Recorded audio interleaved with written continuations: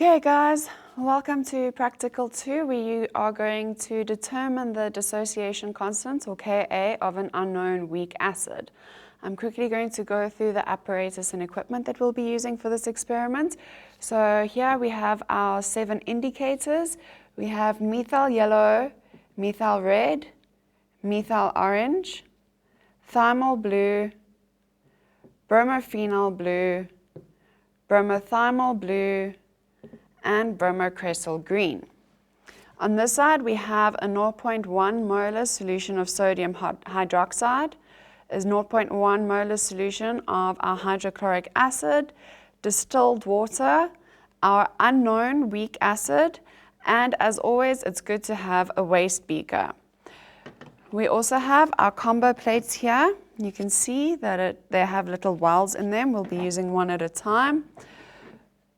With our pipettes, and this is a drop controller.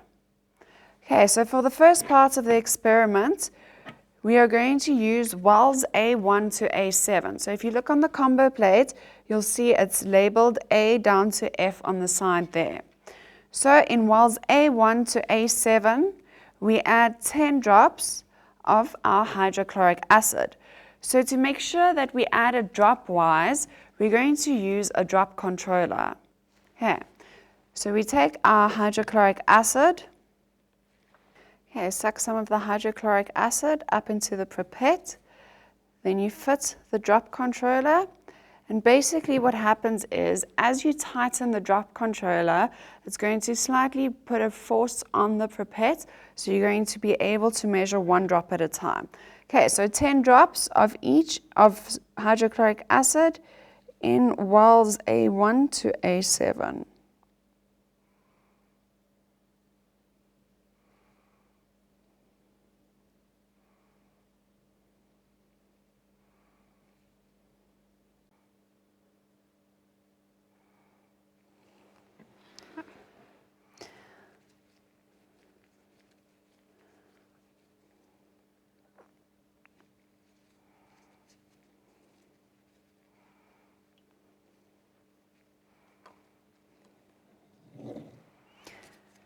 Okay, so we have 10 drops of our hydrochloric acid in wells A1 to A7.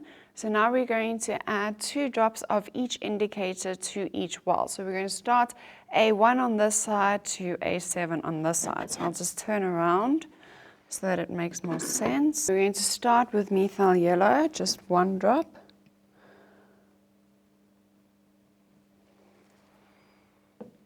Methyl red in well 2.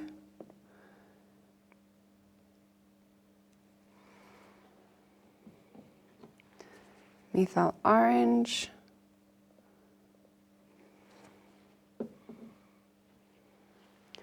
thymol blue,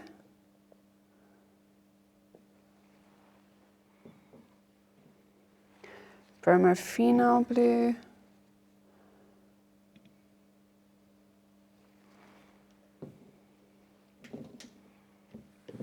bromothiamol blue,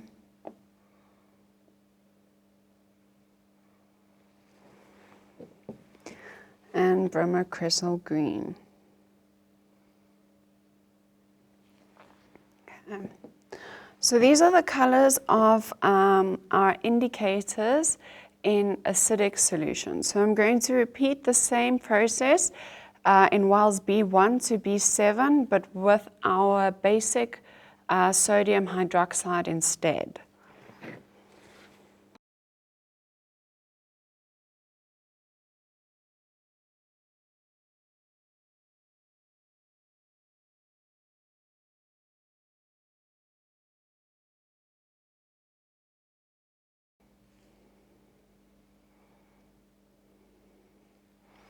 Okay. After adding the base, I'm going to add the indicators again in the same order. So first methyl yellow,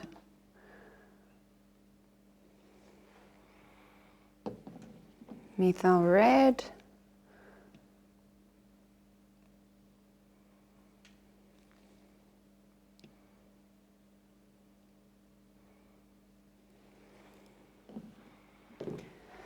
methyl orange,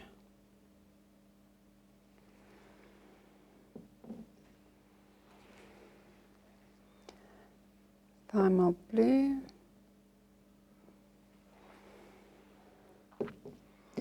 bromophenol blue,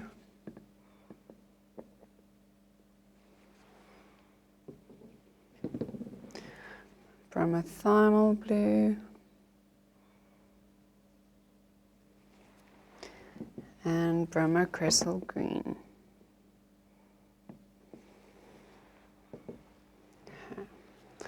So what you can see now is the colors of the indicators in both acid and basic solutions. Okay, so we're going to put that aside for now. We need this for color comparison again in a bit later. We're going to move to experiment 2, where we are going to do the exact same thing except with our unknown weak acid.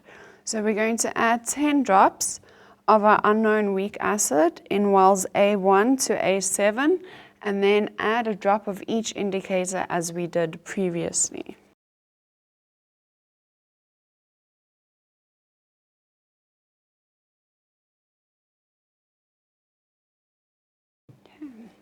And we add our indicators again in the same order, so starting with our methyl yellow,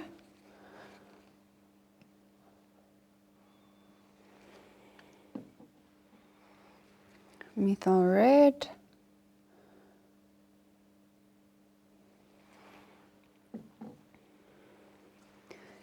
methyl orange,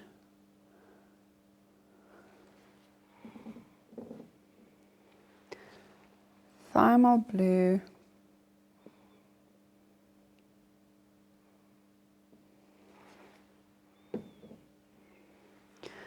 bromophenol blue,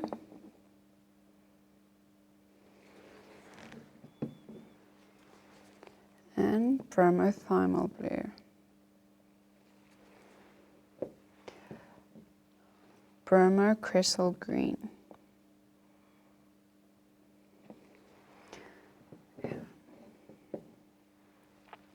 So what we need to do now is we need to choose 2 indicators that are going to help assist us in the determination of the pH of our unknown acid, which is this one here. Okay, so I've stacked combo plate 2 with our unknown weak acid on top of combo plate 1, where we have our sodium hydroxide and hydrochloric acid with our 7 different indicators. So what we need to do now is we need to choose 2 indicators that are going to help us in a we're going to choose 2 indicators to help determine the pH of the solutions. So if we look here, wells 5, 6, and 7, you can see that the color at the top of our unknown acid does not match at all with the combination of the indicator in an acid and base. So we look now to wells 1 to 4. Well 4, the color on top is a nice little peach color. It does not match with the color at the bottom. We move over to well 3. We've got a nice orangey red color at the top that matches almost perfectly with that at the bottom. So we can say for now that the indicator in well 3, which is our methyl orange, we could use for the next experiment. If we look at our well 2, we have a nice bright pink at the top, whereas at the bottom we have more of a peach pink. So the colors don't match, so we can't use that indicator either. We look finally at well 1, which is our methyl yellow, and we can see we've got a nice peach color at the top and a nice peach color at the bottom. Now, the peach color at the bottom is a little bit more of a bright color, but we're not too worried about that. What we're worried about is the hue of the color. So the hue of the color on the top well matches that of the bottom.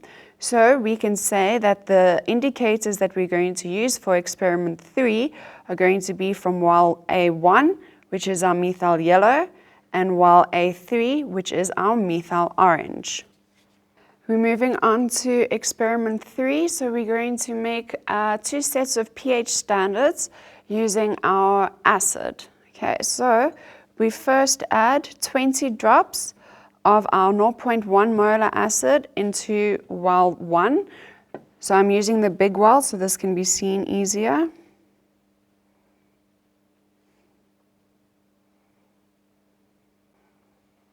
Okay, so that's 20. And then we are going to take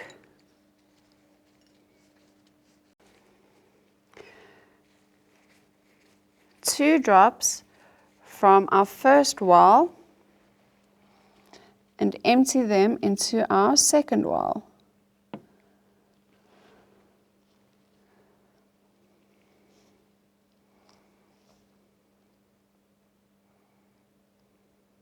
Okay, we can put the rest back to our first well.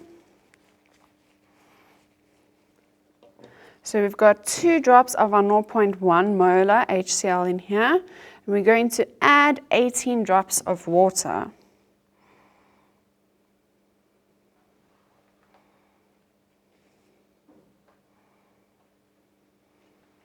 Okay, so we have now made a 10 times dilution in here. So what we're going to do is clean our pipette.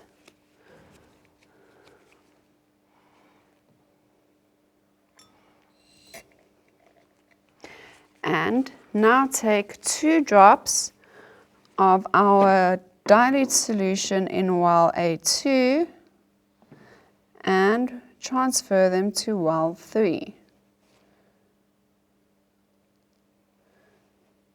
Okay, this can go back.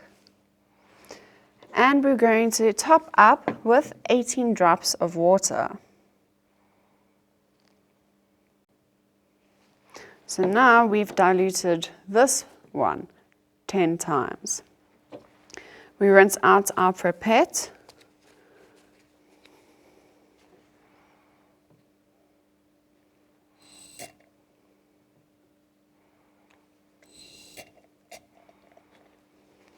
And again, take 2 drops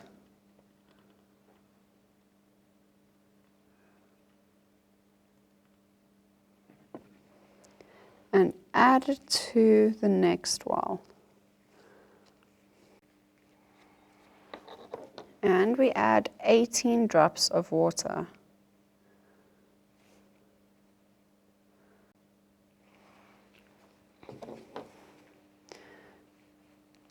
With the clean pipette,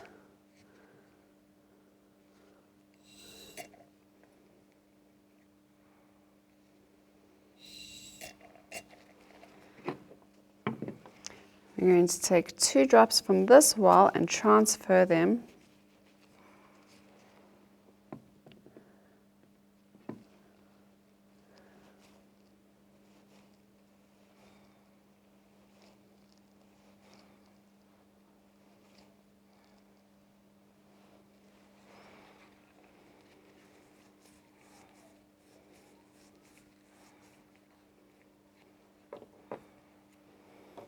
and add 18 drops of water.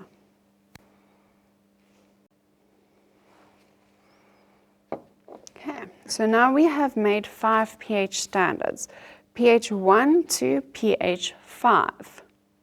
We're going to then take half of the solution in these wells and put them in the wells just behind them, using a clean pipette every time.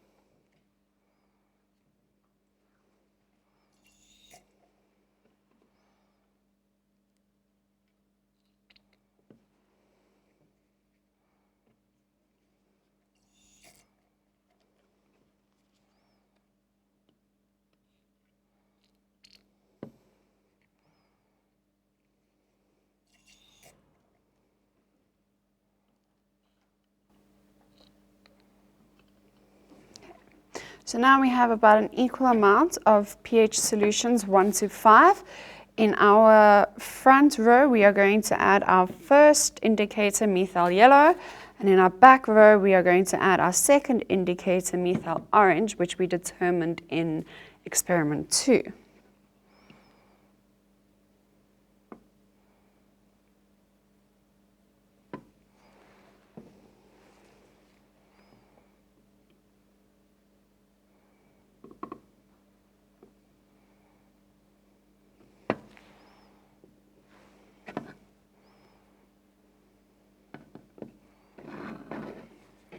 Okay, so now we have the color of both of our chosen indicators in a range of pH from pH 1 to 5.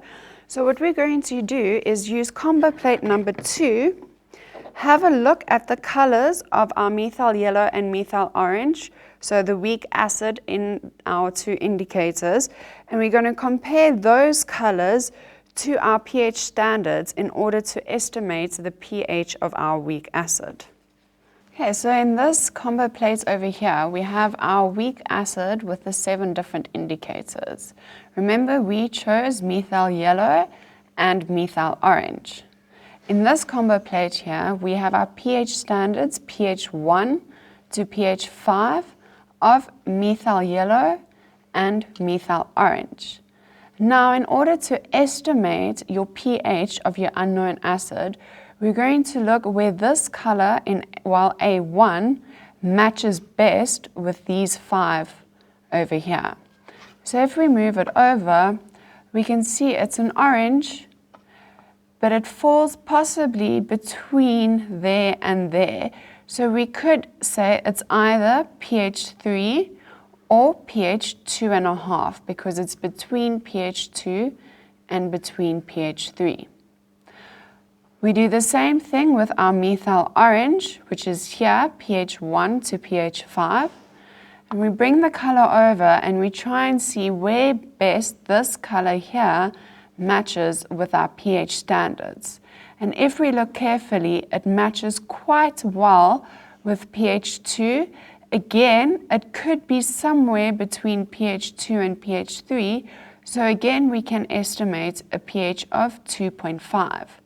Now, knowing the estimated pH in both of our indicators, we can then calculate our dissociation constant.